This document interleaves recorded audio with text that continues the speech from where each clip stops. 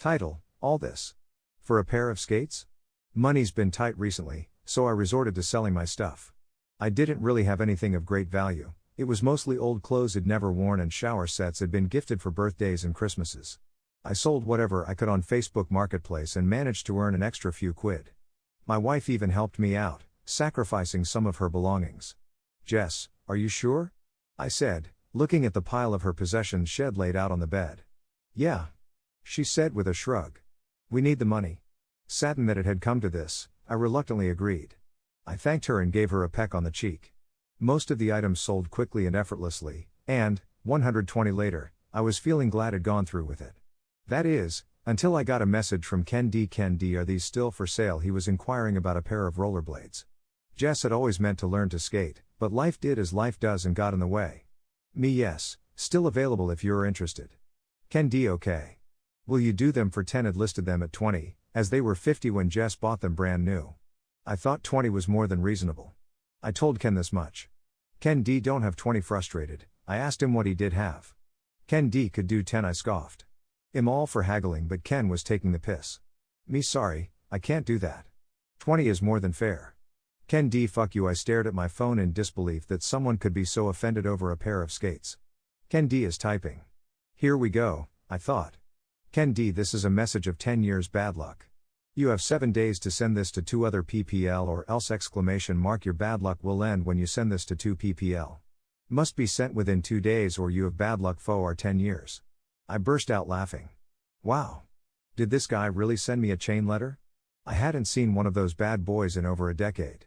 Me: thanks, Ken. Have a good life. I decided that was enough internet for one day. I put my phone on charge in the bedroom and headed into the living room to cuddle up on the sofa with Jess.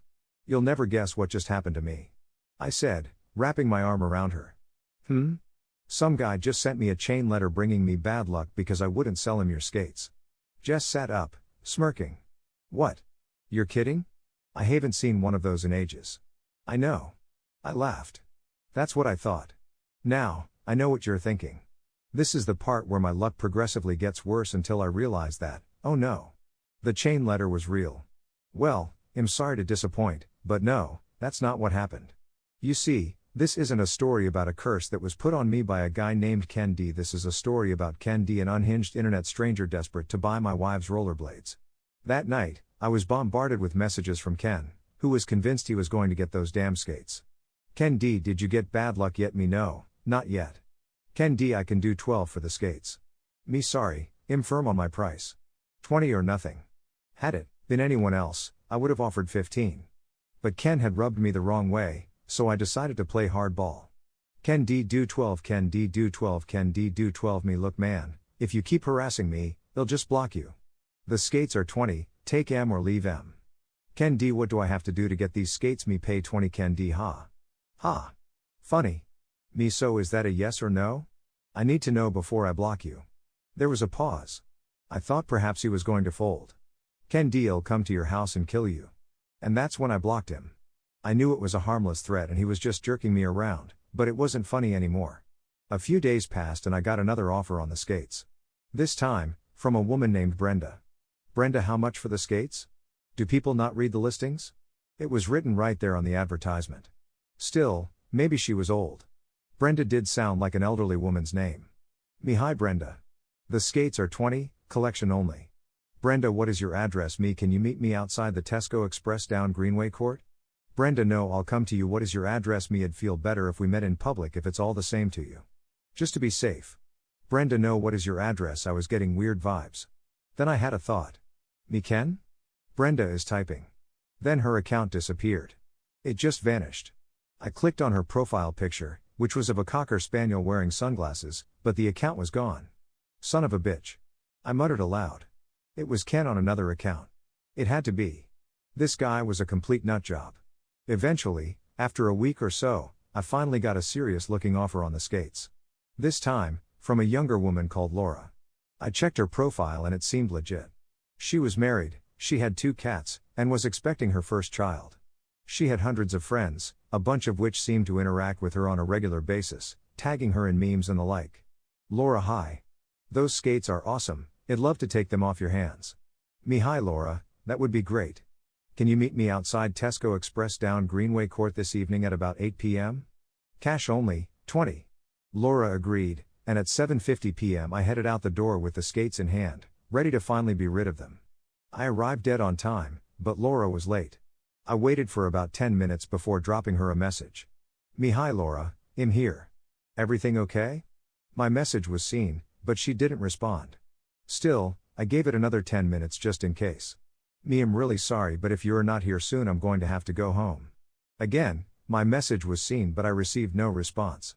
I decided that waiting in the cold wasn't worth the 20, I'd just have to sell them to someone else. Though, given how much hard work that was proving to be, I wondered if maybe it'd be better just to cut my losses. When I returned home holding the skates, Jess gave me a disappointed look. No luck? No, I said, chucking them to the floor. I give up. I can't be asked. Fair enough. Jess replied. It's only 20, I guess now I can learn to skate after all. A loud knock came from the front door. Jess and I looked at each other. You expecting anyone? She asked. No. When I opened up there was no one there. I looked around, then noticed a crudely wrapped parcel on our doorstep. I bent down to pick it up. Did you order anything? I was about to call out to Jess, but then the stench hit me. The package fell from my hands as I retched, and the brown wrapping paper opened slightly, revealing a long, lifeless pink worm. Only, it wasn't a worm. It was a tail. What the hell is that? Cried Jess as she appeared from behind me. Stay back. I grabbed a stick from next to the flower pots and prodded the package. Out fell a dead rat, its organs spilling from a split in its side. Jess covered her mouth with her hand and quickly disappeared back into the house, gagging. After retrieving a pair of washing up gloves from the kitchen, I disposed of the rat. I was shocked, to say the least. I wondered who the hell would do something like this, but in the back of my mind, I think I already knew. When I logged onto Facebook later that night, I had a new message. Laura, did you like your present? Of course, it had to be Ken. One crazy person after the skates was strange enough, but two? Unlikely. I seriously doubted that Laura was real and was somewhat impressed by Ken's dedication and commitment. How had he managed to create such a convincing account so quickly?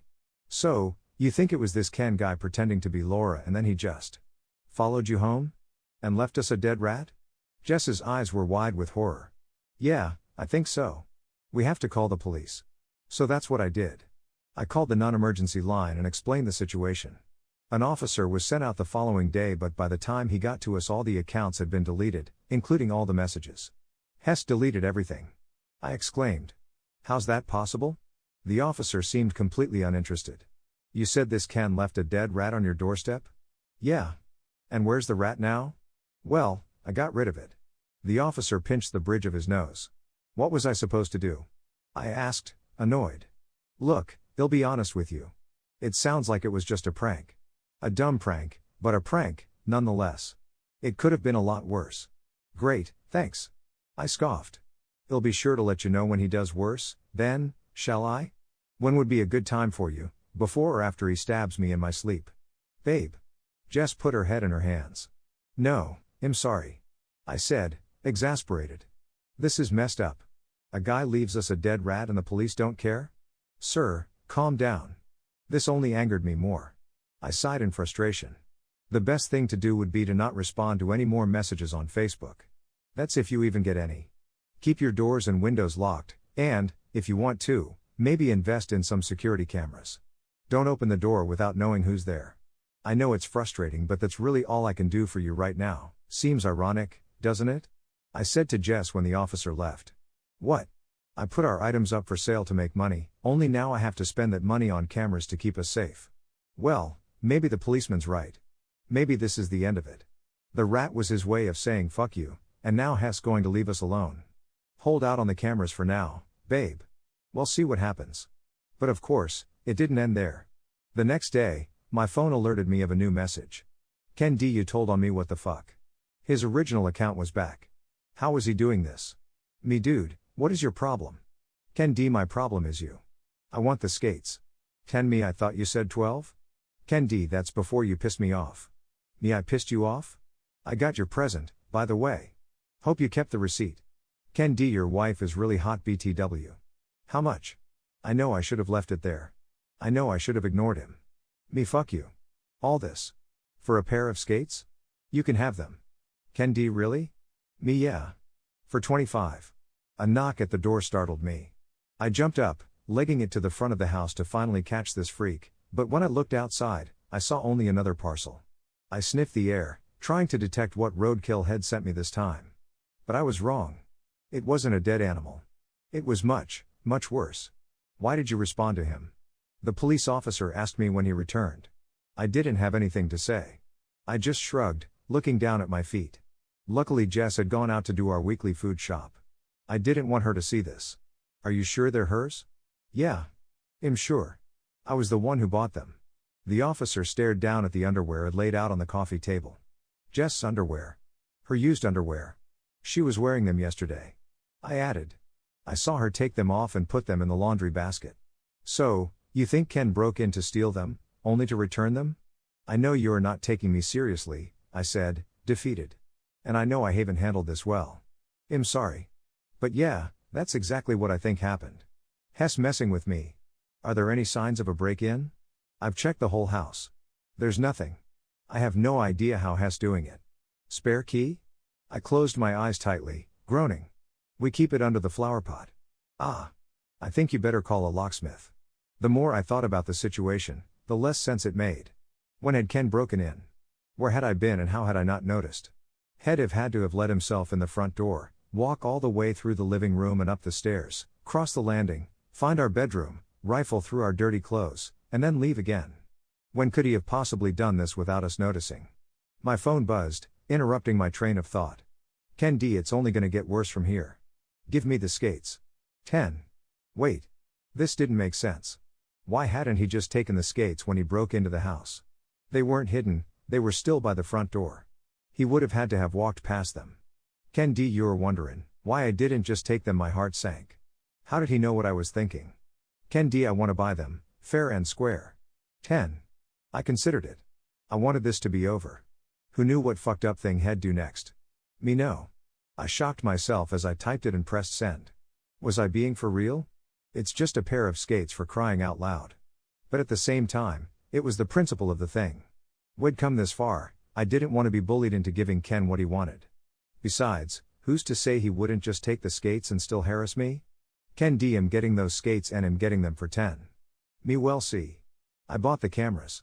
I changed the locks. Jess thought I was being ridiculous. We're losing money. She yelled. All because you're being a stubborn asshole. Hess the asshole. I'm not gonna let him walk all over me. You've just pissed away all the money we made on cameras and new locks. All because you want 20 for a stupid pair of skates. It's not about the skates. Of course it's about the goddamn skates. She screamed. You're just as bad as he is. She stormed off to the bedroom, slamming the door behind her. She was right. I should have listened to her. I had sunk to Ken's level, I know I had. But it had reached the point where I didn't even care about the money anymore. I was seeing red, and I wanted revenge. I messaged Ken. Me try getting in now, you fuck. I've got cameras everywhere. Ken D, like that's gonna stop me. Not 5 seconds later, Jess let out a scream. I rushed to our bedroom and found her in a heap in the corner. What happened? I asked, running over to her. She pointed at the window. There was a face. She sobbed. I opened the window, looking up towards the roof, then down towards the ground. There's no one there. No, you don't understand. Jess was struggling to get her words out. It was just a face. She bawled her eyes out as I stared at her in disbelief. Then I heard a tapping coming from the window. I slowly turned around, and what I saw made me sick to my stomach. Jess wasn't lying. It was a face. Just a face. It hung in the air, void of a body. 2 bulbous white eyes with tiny pinpricks for pupils stared back at me. I'd have been convinced it was a Halloween mask had it not been for the fact it started to laugh. Very slowly it began descending, not breaking eye contact with me, its horrifying cackle unfaltering. It disappeared beneath the window. I stood there, frozen, not knowing what to do next. My phone pinged. Ken D, I want those skates. 10. I didn't want to play this game anymore. I don't know what Ken was, but I didn't want to find out. I charged to the front door, picking up the skates, and I launched them onto the front garden. Me, they're yours. I'm done. They're outside. A single knock on the door made me yelp. I waited, then cautiously crept to the peephole. There was no one there. Opening the door, I looked around. No one. I glanced down. There, in front of me, Was a 10 note. My phone buzzed. Ken D. Pleasure doing business with you comment. Great read comment. What a creep. If you had a weapon, you could have shot the face.